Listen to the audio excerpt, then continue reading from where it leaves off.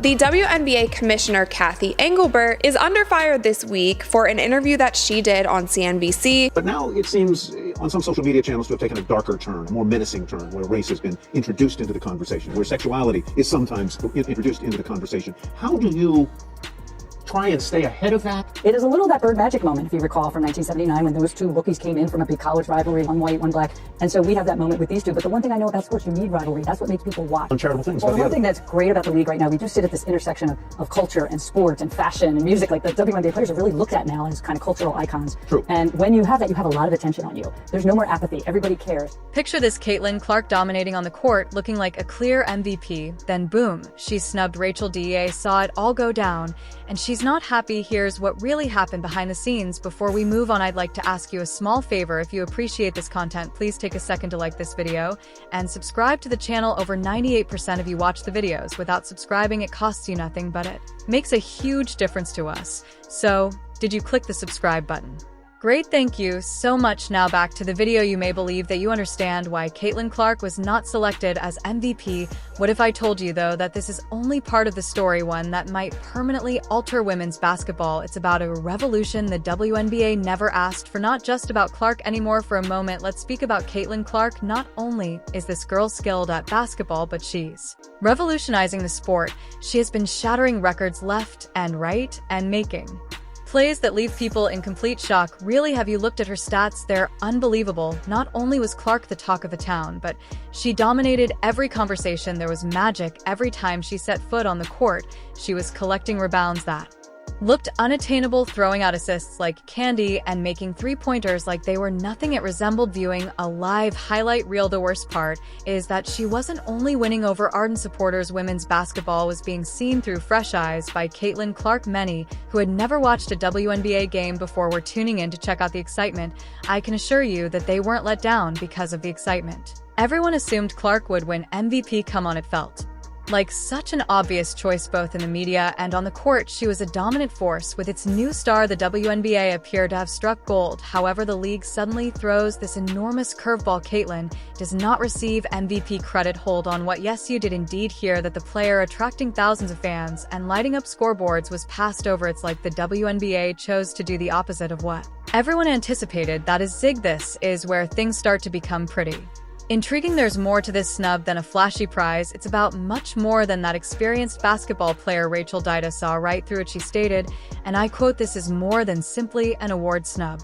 Many WNBA players were not happy with how Kathy answered this question, and they took to their own social media to address it. There's absolutely no place in sport or in life for the vile, hate, racist language, homophobic comments, and misogynistic attacks our players are facing on social media. The WNBA PA came out with an official statement. They said, here's the answer that the commissioner should have provided to the very clear question regarding the racism, misogyny, and harassment experienced by players. This is not about rivalries or iconic personalities fueling a business model. This kind of toxic fandom should never be tolerated or left unchecked. It demands immediate action and frankly should have been addressed long ago. It has to do with the WNBA passing on a fantastic chance to honor a player who is drawing more fans to the sport than ever before. Consider that for a moment. Not only was Clark a fantastic basketball player, she was modifying the actual game.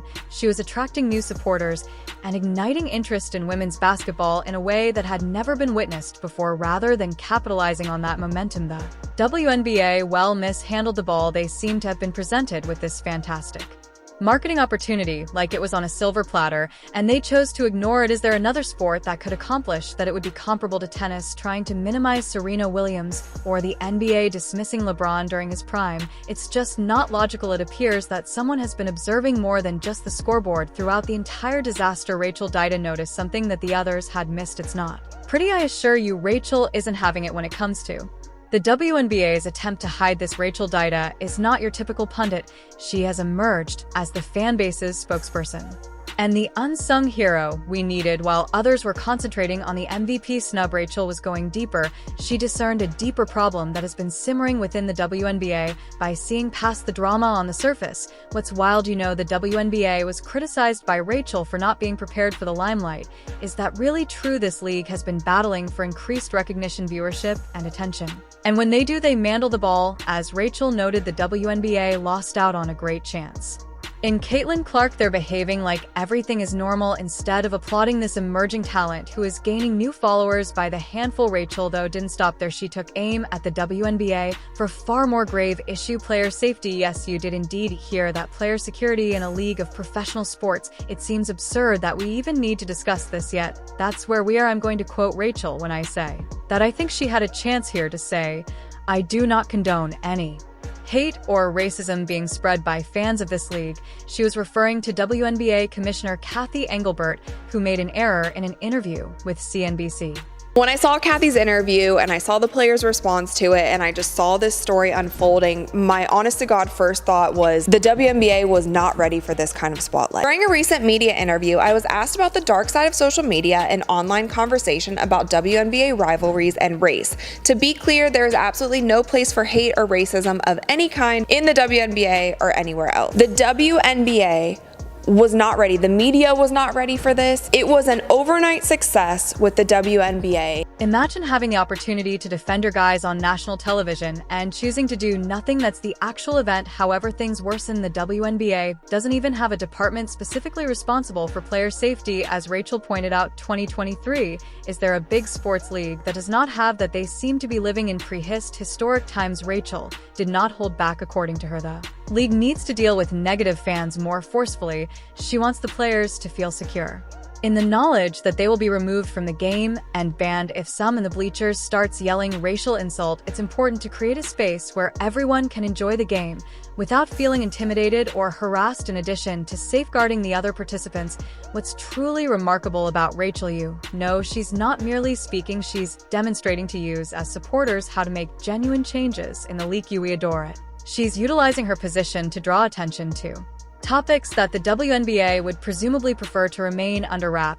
She is also acting out of concern for the athletes and the game. It's not because of what goes down on the floor that the WNBA's future is in jeopardy. What if the league's incapacity to handle success poses a greater threat than dwindling viewership or a lack of sponsorships? A catastrophic flaw in the WNBA strategy may have just been revealed by the commissioner during a recent interview. You know how sometimes when you're watching a game, everything seems to be going well, but then the team as a whole finds itself in problems because of one poor play by the star player. That's exactly what happened off the court with the WNBA too. It's also far more serious than a misdirected pass or a missed shot. For a moment, let's speak about Cathy Engelbert. She is the head of the WNBA, the commissioner. You would expect that she would only care about keeping her players safe and expanding the league. Let's just say that her interview with CNBC didn't go as expected, rather a defending her guys. She sort of blew it. Imagine this: Engelbert is discussing the league on national television. It's a fantastic chance to talk about some important problems like abusive spectators and athlete safety, but she stumbles rather than taking them on head-on. The fact that players can approach her with concerns about their safety is left unmentioned. It appears that she overlooked the most crucial aspect of her work, which is to watch out for the players.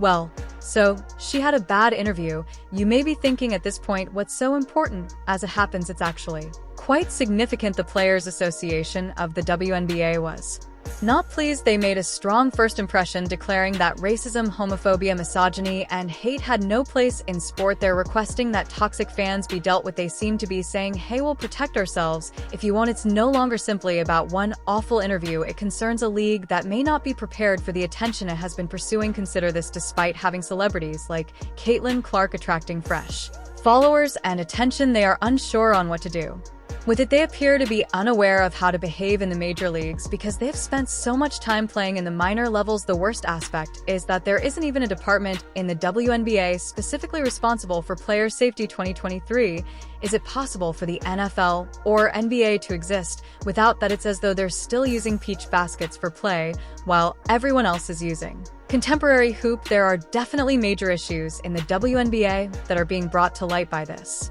whole situation. Highlight clip and MVP honors are things of the past. The question is whether the league can manage the limelight, safeguard its players, and recognize its stars. The WNBA faces a decision. They're receiving more attention than they ever have, but just when they should be rising, they're falling. It appears as though they have the ball in the closing seconds of the match, but they are hesitating to take the shot. The events to follow could permanently alter women's basketball. Will the WNBA take charge and deal with these problems? Will their players and supporters be heard, or will they continue to mishandle the ball?